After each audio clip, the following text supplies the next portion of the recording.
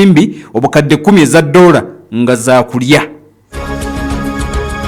USAID funded meals were sent to an Al-Qaeda linked terrorist group okusinza ku bukulembeze bwa America ne Doge, Elon Musk ne Trump bagamba nti waliwo ensimbi obukadde 10 America zabadde ng'ayita mu USAID ng'aziwa ekibinja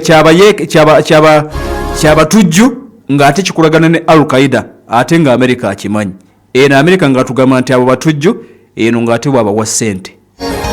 Trump yabyasizza nti mumanyi tebamukubira bigambo ne tutambula.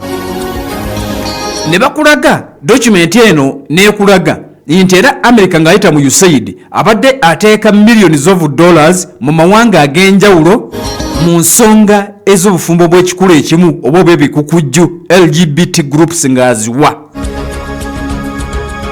nsonga za bisiyaga. Kati wano mpuliriza bulungi ne Uganda weeri ne bakulaga nti waliwo ensimbi obukadde 7 mu obukadde 9 ensimbi eza dola ezagenda maaso n'okuba nti zigenda mu bibiina ebigatta bannamawulire mu ggwanga erya Sri Lanka. Bannamawulire b'e Sri Lanka America yabawa obukadde 7 mu emitwalo 9 ensimbi eza dola. Bakole ki? Beewale okola stories ezoogera obubi ku bisiyaga.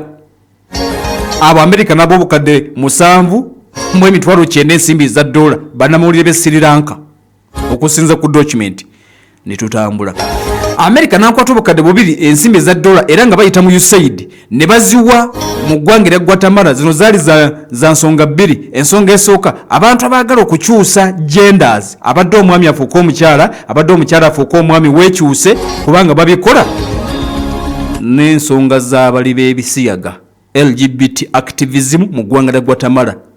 Baba obukadde 2 ayagala okukyuka okuva mu genda mu kikulu eky'omukazi afuuka omusajja okwese ku ssente ezo n'abo abaagala okulwanirira eddembe eri abantu abakkiriza bufumbo bw'ebikukujju. America nabo obukadde 2 ensimbi eza dola ne tutambula tulabe tunoonya Uganda kubanga nabagenda nti Christian mweri. America n'akwata akakadde kamu emitwalo 10 ensimbi za dola n'aziwa LGBT group mu ggwanga lya Armenia. Abo nabo n'abawa mwerwaneko mukole activism n'ebirala. Eggwanga lya Jamaica LGBT advocacy nga bayita mu USAID ne bamuwa akakadde kamu mu obukadde 15 mu emitwalo 50 ensimbi za dola ne zigenda Jamaica.